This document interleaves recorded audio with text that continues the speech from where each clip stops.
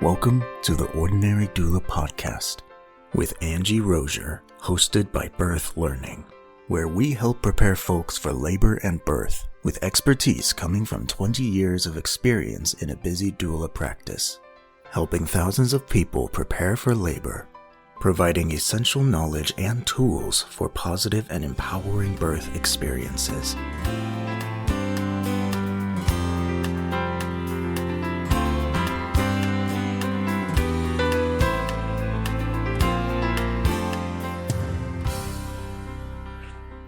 Hello and welcome to the Ordinary Doula Podcast.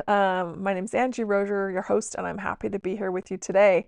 Today's episode is a continuation, a part two of my episode last time that's telling and sharing my very own birth stories, which, as I mentioned last time, I feel kind of weird about. So kind of going on a limb, sharing some personal stuff here of my life with you. But thanks for indulging me. It's been an interesting exercise to do this. So I'm going to continue my birth stories. As if you listened to the last episode, I had 3 little girls, all born in hospitals, unmedicated, just barely getting onto my doula journey right after my 3rd was born, actually. So it was in 2003. So I became a doula when she was just a little baby. And I kind of started a business. It took a while to get it rolling, but boy, oh boy, did it get rolling. And I became a pretty busy birth doula with a steady flow of clients. I had these 3 little girls in my life, and I've been a doula their whole lives as far as they remember, right? And had always a plan A, plan B, plan C, had some sitters lined up because I was doing births.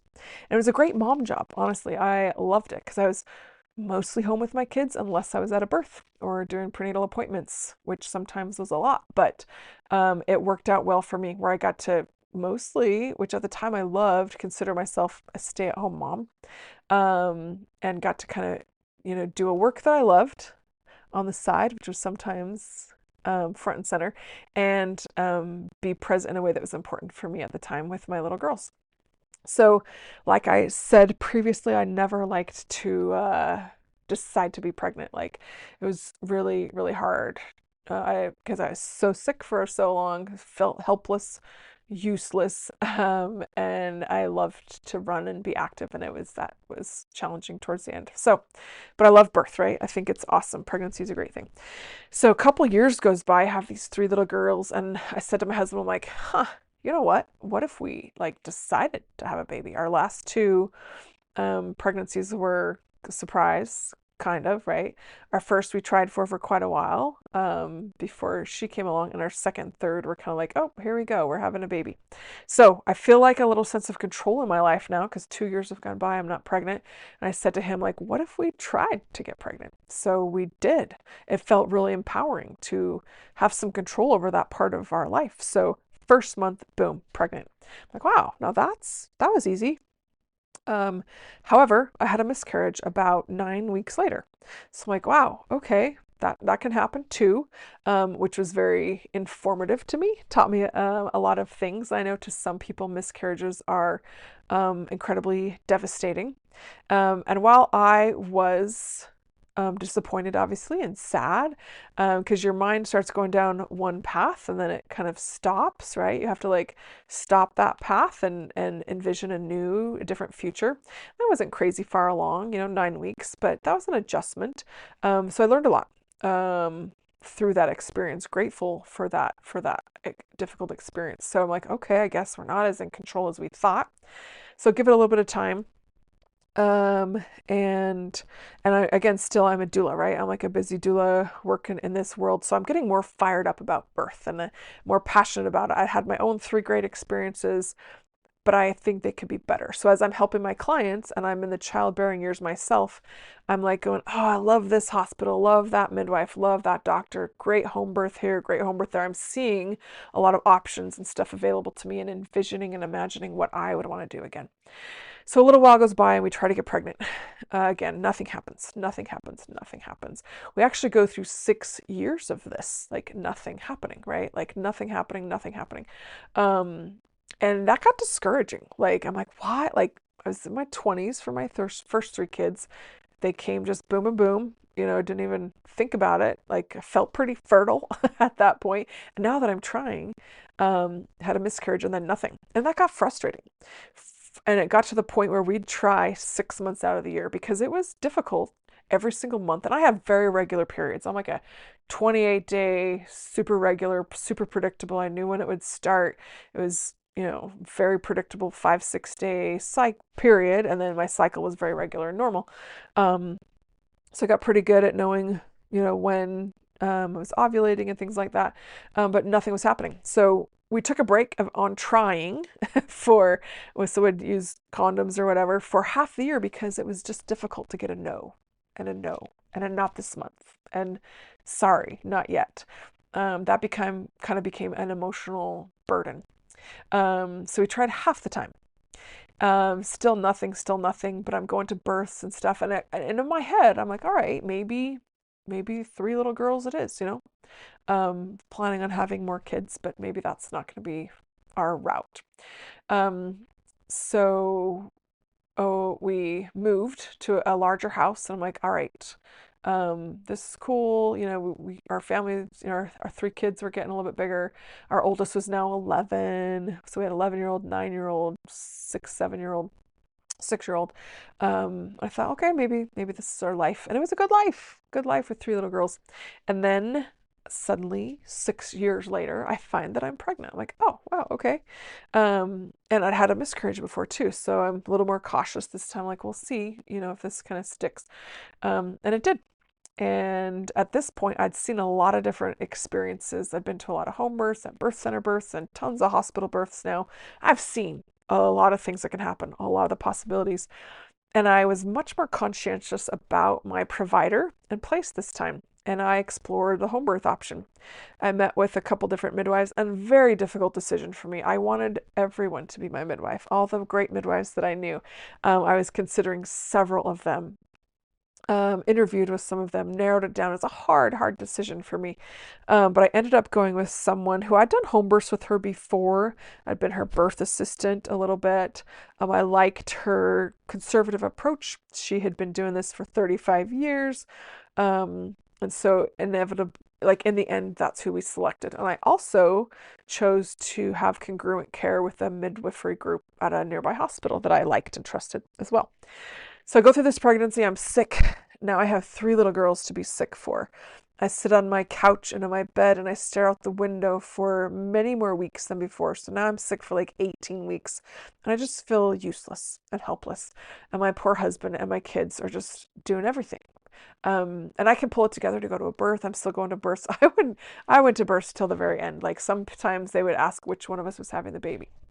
But I think I was at 39 and a half weeks even. Nope. 38 and a half weeks at my last birth, for a repeat client or something. So I choose a home birth midwife. I loved about her conservative approach. And she said, my husband was a little bit wary of it and we met with her and others and he's like, yeah, okay. I think I can get behind this. I have a very healthy, boring health history, pregnancy history, had not had any red flags, and she's very conservative. And she said, if any of us think for any time that we should transfer, we do. No questions asked. And I had with congruent care, I know where I'd be going. It was a close hospital. I knew who my providers there would be. And remember, my first baby came 1 day before the due date, second baby 1 day before the due date, third baby 8 days past the due date. So with this 4th baby, I now have older kids, kind of. She came a week early. And on a Saturday morning, I was laying in bed. It's about 7:30 in the morning, and I felt a pop. I'm like, oh, gosh, I think if that's what I think it is. And I kind of dashed over to the bathroom, popping a gush. And I'm like, well, there my water broke. With my first baby, if you recall, my water broke, and she was born 5 hours later. So I'm thinking, all right, it's Saturday. This baby could be born pretty quick, maybe by lunchtime. We got to be ready for this. So we kind of got things ready. We tidied up the house, did our last little bits of nesting, let our midwife know. I had a doula selected. I was going to have a neighbor come over and be with my girls. Kind of the plan was that maybe that my girls who are 11, 9, and 6 would be present. We prepared them for that. They took little classes, they watched videos, and because I was a doula, that was normal dinner time conversation for us. So I'm preparing for some contractions, got a couple throughout the day, not much. I'm on the ball, no contractions. My midwife came over, checked me out a couple times, fetal heart tones, temperature, things like that. Not much is going on. So we start taking matters into our own hands.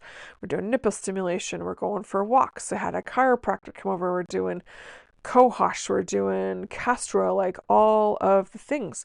And the hours are just ticking by. This day is just going by, going by, going by. And I remember feeling so helpless as I'm watching the hours tick by and nothing's going on. And I'm like, am I going to have to transfer? Like, I don't want to. Wrapping my head around that was difficult. And by the end of this Saturday, it's now nighttime, it's dark, ready for, the kids have had a day, the house is like tip-top shape, ready to have a baby be born. We worked on it. We didn't work on it all day, but we had all day to work on it if we wanted to. And nothing's going on. So the kids finally go to bed, and within just a few hours of that, I think that when they were settled, nighttime had come, my labor finally started, like at 11:30 p.m. and didn't know it, but it was going to last about 3.5 hours. So I let my midwife know, who we'd been in a lot of contact with, and it'd been a really frustrating day for me.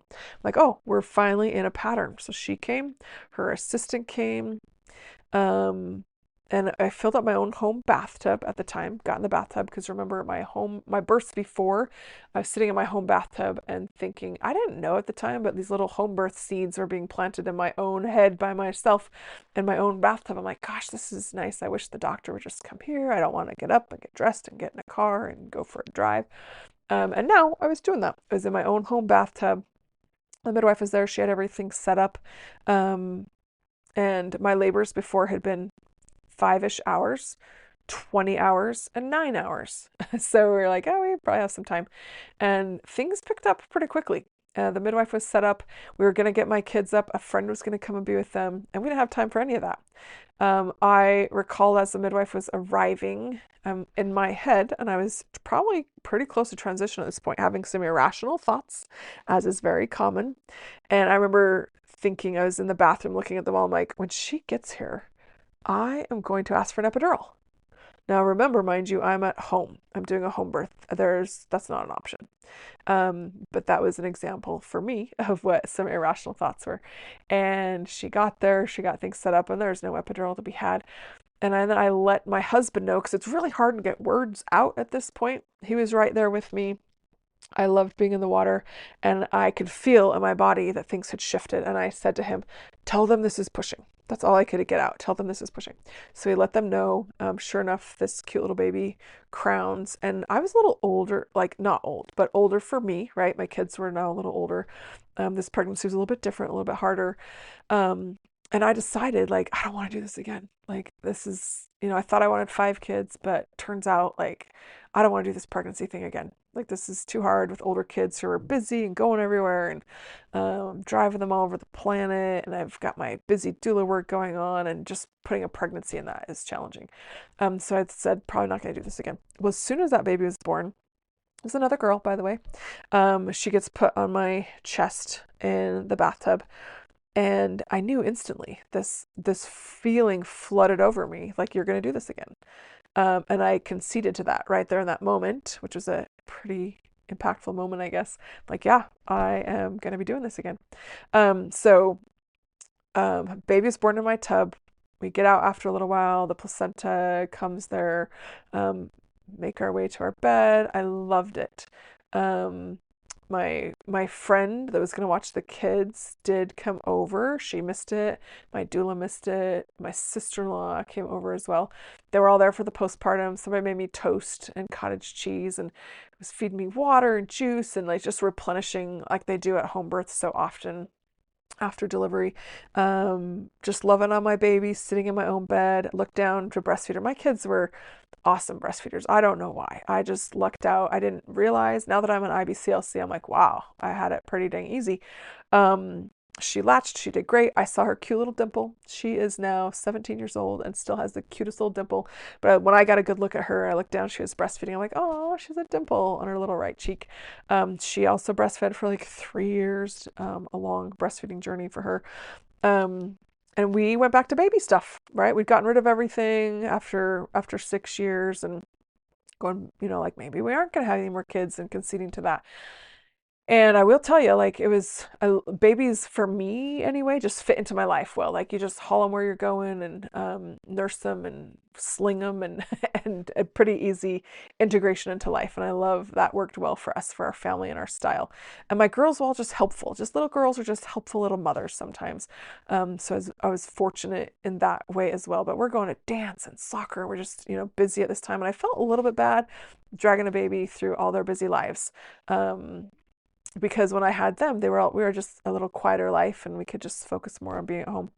But anyway, great experience, great home birth. And my husband's like, that is the way to go. That was awesome. However, I learned this after she was born. She was born in the middle of the night. We have 3 other kids. They think they want breakfast, lunch, and dinner every day. We're tired. My husband's taking care of me, a baby. The birth team goes home within, at that case, it was like 5-ish hours. And my poor husband's doing a lot, right? So we decided, like, wow, that care in the hospital you get when there's nurses, you push a little red button, there's help, meals come to you, there's no dishes, there's no laundry, there's no kids. Like, that's kind of nice. So we learned if we did this again, we would hire a postpartum doula to kind of help with that. And I will say, for the first few times we left the house after several years of not having a baby around, we totally forgot the diaper bag. Like, we had to remember to take a diaper bag with us. So we integrate this little baby into our life, super cute. And some years go by, and we're like, all right, I knew I was going to be doing this again, regardless. So we start trying. I got pregnant on purpose. And had a miscarriage again at like 9 weeks. Like, oh, all right, well. And even at 9 weeks, I had not gotten sick yet. Both miscarriages, I didn't get sick. And so that was like a clue to me, like, usually I'm sick by like week 5. Had a miscarriage, also, learned my lessons from that again. And then went back to trying only half the time, because month after month getting a nope, not yet, not pregnant was difficult. People around me were having babies. I'm still a busy doula. I'm going to tons of births. I'm picking my birth team over and over again, like, when I do this again. And life was good. Like, it was really good. Busy, kids and work and stuff was really busy, but good. And people around, I remember I had 3 sisters-in-law all having babies, and I was their doula. And so they were all pregnant at the same time. And that was hard. That was honestly just a little bit hard, as I was like trying to have a baby. So finally, out of the blue at this point, it just seems to happen out of the blue, no rhyme or reason. At this point, I am 38 years old, 37, 38 years old. And I have a 16-year-old, I have a 14-year-old, I have an 11-year-old, and I have a 5-year-old.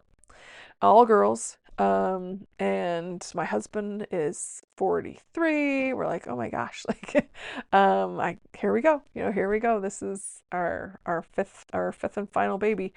Life is even busier, right? Like, I have teenagers now. They're super busy in musicals and plays, and they're doing dance and piano, and have a cute little kindergartner at the time who's busy, and we were doing homeschool, and I'm a really busy doula. I'm going to births again all throughout my pregnancy. That's hard. I'm sick again, and having to do all this stuff. And this time I'm sick to 22 weeks. Super hard. And everybody picks up and helps, which is phenomenal. I'm really blessed that way that my family helped. So my due date is like March 28th or something, of 2014. So we're now into 2014, and I selected the same midwife as last time. I interviewed some other midwives. It's such a hard decision for me. And a midwife friend of mine from a hospital said, hey, I might even just come over if that's okay. And I said, yeah, that's great. This time I also hired a birth photographer. to be there at the birth. And I'd had maternity photos and stuff like that before, and newborn photos, but I wanted a birth photographer this time. And finally, we get to about a week before my due date, and I go into labor. And I wrote this, I journaled really well for all of my pregnancies, and I've kind of been reviewing that a little bit as I prepared for this, but I want to read, I'm just going to read my journalings from this time. And I recorded this within a week of having this last baby. This was a boy, by the way. So we're finally having our first boy, which is a big shift for our all-girl family, that we're going to be doing something kind of different now. He actually just turned 12. So while I was having babies for 16 years, it's been about 12 years since I had a baby. So it's really interesting to step out of that phase of life. I'm still in that phase with clients, but not professionally, or sorry, not personally as myself. So I want to read to you my journal musings around this time. This was written just after he was born, and I just called it my birth story. I want to capture every feeling, every image, every detail of this last pregnancy, delivery, and baby.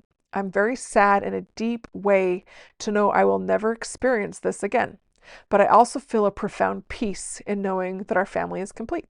I'll admit this pregnancy was more difficult than my others. I'm guessing it was due to my being quote unquote older.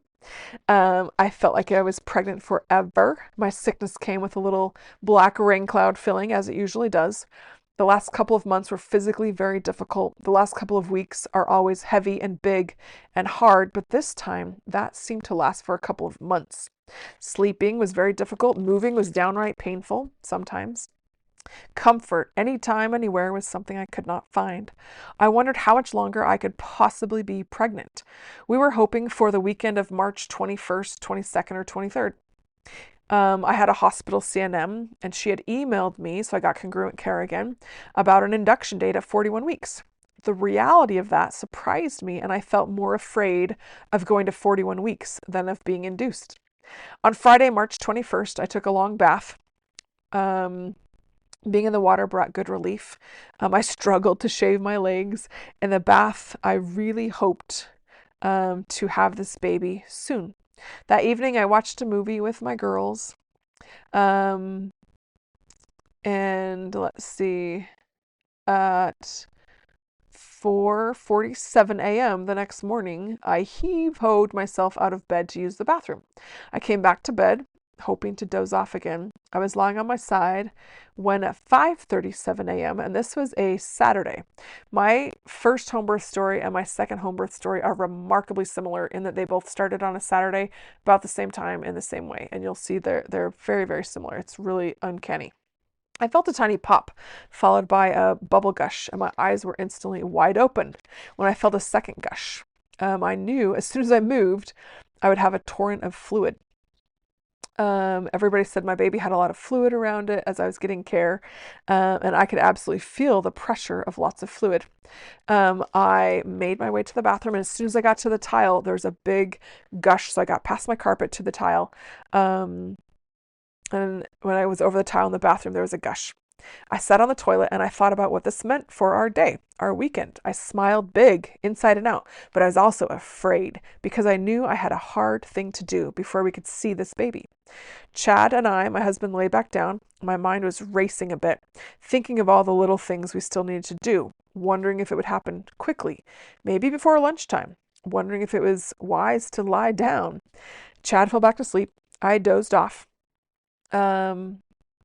And I let my midwife know, so I sent her a text and kind of letting her know, said the fluid was clear, the baby was moving fine, and she replied and said, it's a good day for a baby. At 8 o'clock, our girls woke up, and little Ember, our 11-year-old, had predicted the events of the day pretty well. Brinley made a wonderful breakfast for everyone, and then the girls got ready for the day, and we cleaned and tidied the house. I felt a few contractions, but nothing regular. I got more gushes of clear fluid throughout the day, and I don't remember this, but I love the smell of amniotic fluid. By about 11:10 a.m., a pattern had begun. I sat on the ball in my bedroom, leaned onto the bed, and contractions were coming every 3 to 5 minutes, lasting 30 to 45 seconds. At 11:25 a.m., a strong contraction came and a big gush of fluid with it, by far exceeding the pad that I was wearing. It got all over the ball on the floor. My husband went to Costco. He bought a hose to fill up the tub. So we had rented a tub this time. We're going to do a more planned water birth than in our own. We got a birthing pool instead of in our own bathtub. And he got some food. At 11:45, we let our midwife know that I was in a pattern. She said she'd go home and prepare to come. We alerted our doula and our photographer and our CNM friend from the hospital as well, and a friend who was going to attend to the girls. Because again, the girls, we have 3 teenagers now and a 5-year-old. The plan again was to have the 3 teenager girls and maybe the 5-year-old come to the birth, and they'd been prepared for that, and some were excited, some were not. By 1 p.m., however, everything stopped, totally stopped. From 2 to 3, I took a nap.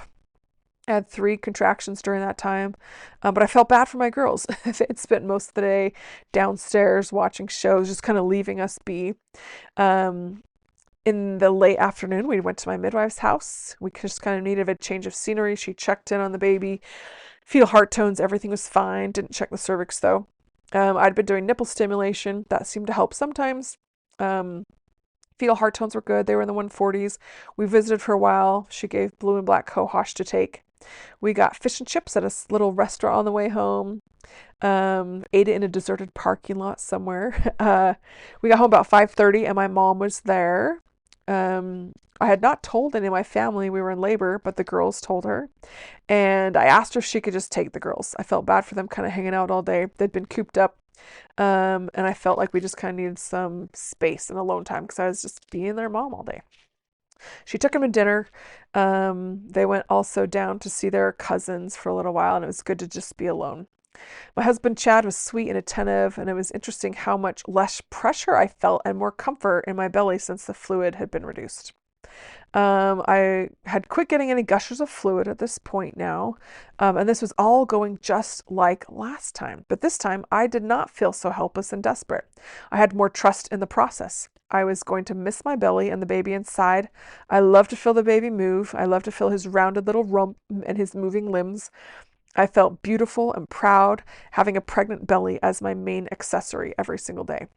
At 6:15 p.m., I drank my first of 3 to 4 glasses of cohosh. It's kind of a yucky flavor. Chad did pressure points on my ankle. We did nipple stimulation. I took a nap till about 8:15. Earlier in the day, we had filled the birth tub with warm water. The girls helped me put the liner in. We finished inflating it. We put a drop cloth down, got Chuck's pads ready, towels, made our bed with clean sheets and a shower curtain, all the stuff you do for a home birth. We'd boiled pots of water to warm the tub, and now they were cold. We emptied the tub mostly. We sat, we waited. At 8:15, I took 2 tablespoons of castor oil, so I'm getting kind of desperate, in a tea. It was hot, so it took me a while to drink it. I've been drinking mugs of red raspberry leaf tea all day. At 9:25, the girls came home from my mom's. They were glad to have gotten out of the house and have a good meal. They got ready for bed. At 9:45, I took 2 more tablespoons of castor oil, this time in carrot juice. My midwife suggested that I let the hospital midwife know what was going on, so I texted her, and I let her know my temperature was 98.2.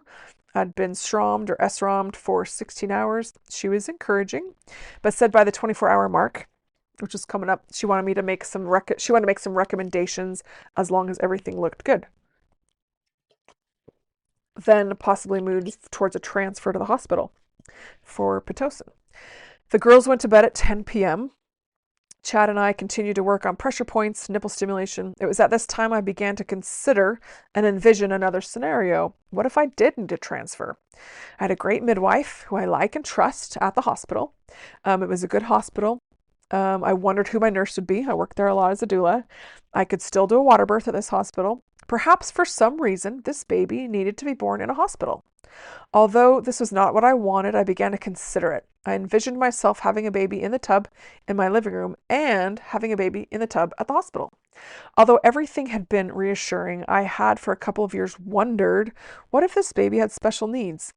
With his birth so imminent, I knew we would soon find out for certain. From 10:50 to 11:15, I paced around the house doing abdominal lifts, and every time I did have a contraction, which was not often, I would smile. I tried to capture in my memory what they would feel like. Here's what I came up with.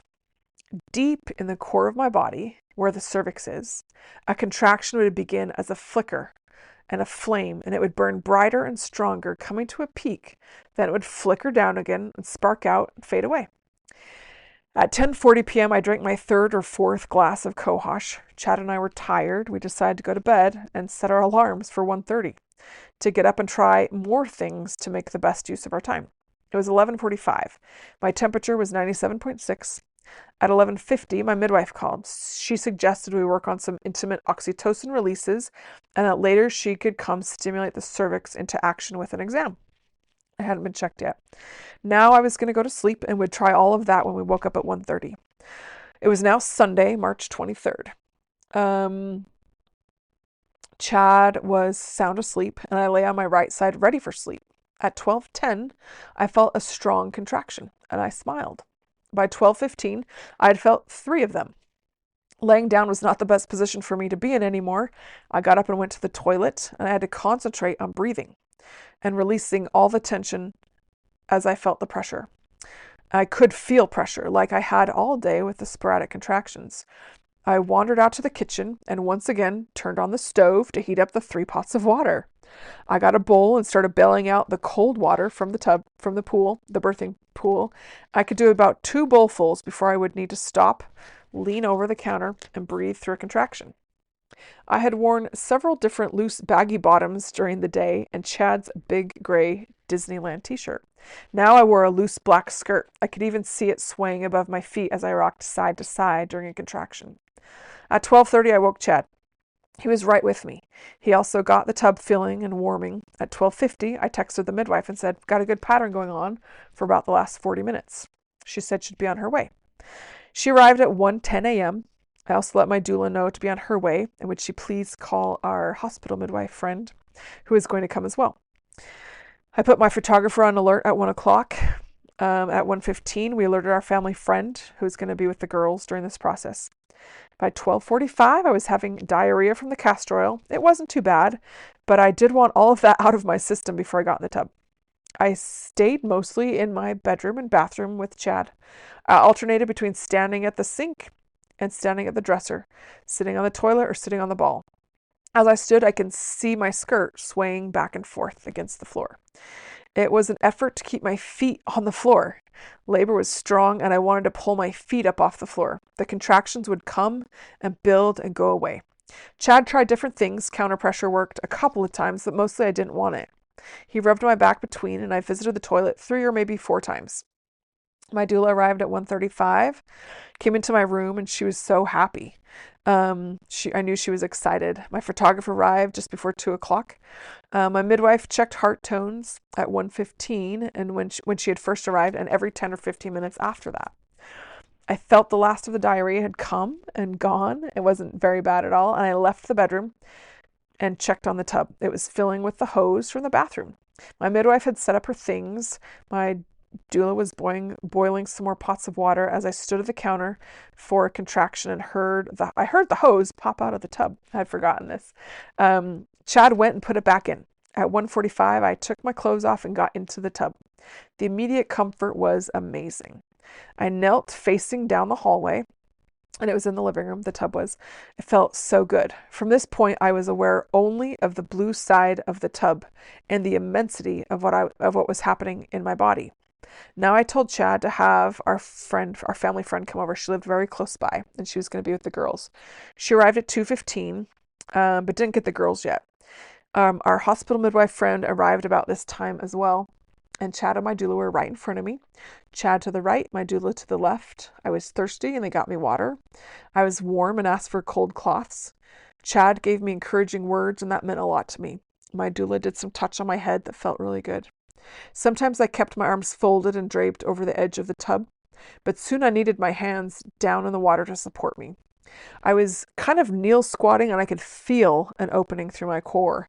I felt with my hand, but there was no sign of the baby's head yet. I moaned and groaned now with the surges. I told Chad to have our family friend get the girls now out of bed, except for Piper. She's my 5-year-old and she's very talkative at the time. Our hospital midwife friend was on a chair to my right and she said, "I love to see you in this tub." I replied, I love to be in this tub. It feels so good. Labor had become so intense now. My midwife had a hand gently on my back and drew it down towards my sacrum, and it felt wonderful. My doula gave me a drink of carrot juice. Chad had my water. I now knew the girls were in the room. They were off to my left and behind me, sitting on the couch. I found that I could not look at them. I was teetering on the edge of my coping, and I felt that seeing them would knock me right out of coping. I did look back at them one time, and my mind went immediately to be their mom. I wanted to ask them if they were okay, if they had any questions, ask them if they were nervous, tell them that this was normal. I wanted to mom them, but I did not have the bandwidth to do that at all. So I could not look at them. I was teetering on the edge of my coping and felt that seeing them would knock me right out of coping. The surges were so powerful and so intense. I knew that pushing would soon begin, and I felt my body nudging, but I was hesitant to actively push. I kept breathing, groaning, and trying to release. At this time, I was totally internal and not aware of anyone else. I thought to myself, I can do 2 more of those. The thought was also crossed my mind that I would never in my life be doing this again. I also had the desperate desire to ask my midwife for any kind of immediate pain relief, and I felt despair as I logically realized she did not have anything for me. Now a powerful surge brought me up and over that threshold of pushing. I nudged a little, and although it felt easier to cope with, I also felt the baby's head moving and was aware of the size of it and the passage it must make. So for the remainder of that surge, I did not actively push, but I breathed and released. Coping skills were rapidly thinning. I groaned, and I found myself saying, I remember that so well. I felt more and more sensation of opening, and I knew I would need to do the work of pushing. My face was smashed into the soft blue side of the tub. As another surge came, it was a pushing surge, and my body automatically deepened into pushing. I hesitantly joined. I knew I was making that roar. I could feel where the baby's head was, and I could tell where it needed to go, and I was afraid. I told myself, I can do 4 of those.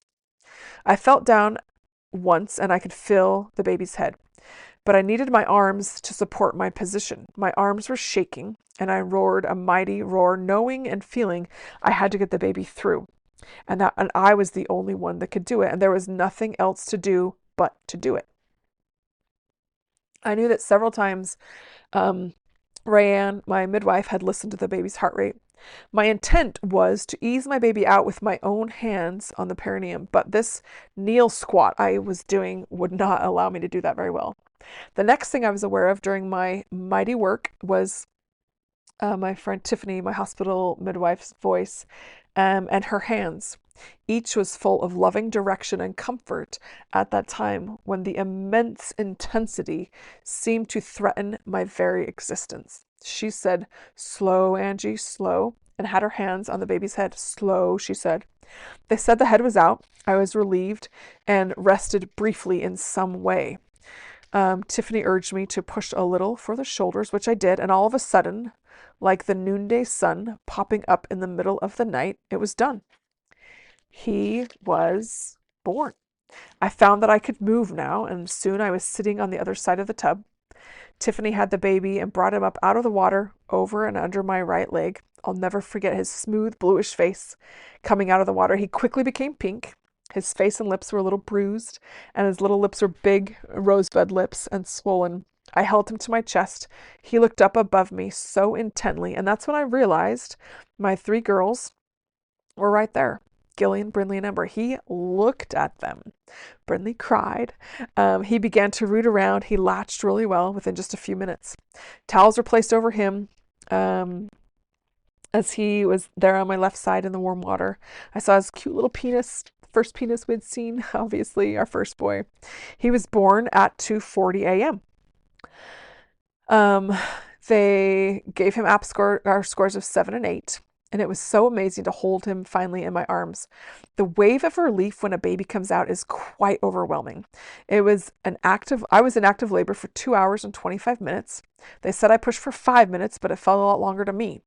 After a while, I began getting crazy hard contractions again. It was a challenge to cope, and I needed help holding the baby's head out of the water. The placenta took its time and came out at 3:20, almost like 45 minutes later. It was much more difficult than I remember. I had to push a couple of times, really push. There was centrale membranes that took their time as well. But my pelvis felt so immediately better, light, and lighter once the placenta came. It was an unusual placenta. It was thick and dense. It wasn't like some softer placentas I had seen. Let's see. By 3:30, I'd gotten out of the tub and into my room. Chad held the nameless baby for a while. Tiffany did the repair. I got to choose that, whether it was which midwife it was, and my midwife seemed very glad for the help. It was a second degree. It was numbed, and someone held the light. And this part of exposure is always kind of funny to me. One daughter held my right hand and one held my left hand as I sat on my sides, and boy, oh boy, did I hold on to their hands during the repair. I discovered, let's see, I got the baby back and he went right back to nursing as we all sat and visited. Everyone was cleaning up, and it felt so odd to me not to help cleaning up. That's what I usually did at births. Just before 5 a.m., we woke Piper up, my 5-year-old. She was a bit shy with a house full of people in the middle of the night, but she sweetly and excitedly came in to see her new baby brother. Someone made scrambled eggs and toast with honey. Someone else brought me pineapple and cottage cheese. Again, the little community of help around. And this time we did hire a postpartum doula to kind of hang out with us for the first couple days. My friend took my 5-year-old home with her for the day, and people kind of trickled home over the next few hours. And as we kind of basked again in this time, I remember the postpartum period, just really, as I have with other babies, taking time to be down and be low and be slow in life, which is kind of challenging sometimes. But at no other time in your life can you take the liberty, really, or have the best excuse. So, I mean, there are other times where just go slow, be slow, take good care of yourself. And I really, really relish that time. So that was interesting for me to go back. I haven't read that for like 12 years, but to go back and relive a little bit of that, I wanted to kind of capture some of that shortly after. So that kind of concludes my 5 birth stories. I was really sad sometimes for about 6 months that I would never do this again, and really glad. Like, there's parts of it I love, parts of it I don't. And then we added another baby to our life and kind of dragged him through everybody else's life. And now he has his own little busy life as a 12-year-old. And that kind of wrapped up my childbearing years, which lasted for 16 years of my life. A really awesome chapter. And as I've continued to work professionally in this role, but not be personally in this role, that's been a really good teacher for me as well. And I just, as I look at people in that time of life, the clients that I work with, the patients I work with, I'm like, wow, so cool that you are doing this right now. Hopefully you can relish this time of life, because it's kind of temporary. Some people do this once only. Some people do it twice. Some people are happy to never do it again, as I was eventually as well. But what a gift to have these experiences. As I'm working sometimes with clients, their due date is imminent. They're in labor. I'm like, man, you get to do a super cool human thing today. And that is have a baby. So thank you for letting me indulge with my own personal birth stories, which includes life stories and family stories as situations become more complex. And I know my stories have really happy endings. I had really positive, amazing, unmedicated births, really well supported. I learned a lot as I went, changed providers, provider types, places. Fortunately, I have really, a good health history. I was a good home birth candidate, didn't have anything. And I've seen all the stuff, right? I realized, having seen everything that could happen, what a serious and big decision it is to have a home birth. Like, that's a big responsibility to take on. So selecting a great team for that and having a plan B in place as well, which I was able to do.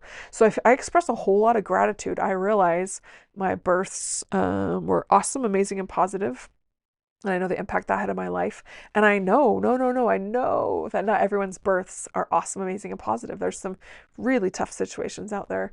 And my heart goes out to those people. And that's why support during that time, regardless of how your experience is so very incredibly important. So as you live your birth stories, which are life stories, and they pull in so many things. I had actually 11 years of secondary infertility, which I never would have anticipated. Like, that was a good teacher to me as well. Choosing birth team was a good teacher, having support, making choices, being sick, have being debilitated during pregnancy. All of these are good teachers. So I encourage you, as you assemble your team, as you create your birth coping plans, as you go through this process, be empowered to make those decisions. Ponder it, consider it, sit with it for a while, be intentional, and give some attention to how you want your birth to be set up. And I wish you the very best. You deserve the very best. Take good care of yourself in postpartum. Set that team up as well. I'll wrap this one up. We're getting kind of long here. Sorry about that. But thanks for hanging with me during this story. Hope you have the best of days. And please, as I always do, please reach out to someone. Make a human connection today with a stranger, someone you know, someone you haven't seen for a while, someone you saw yesterday. Touch them, love them, hug them, text them.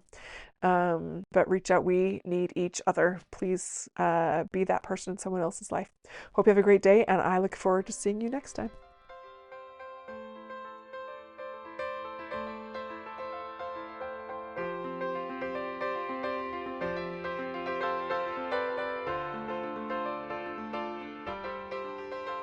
Thank you for listening to the Ordinary Doula podcast with Angie Roger, hosted by Birth Learning. Episode credits will be in the show notes.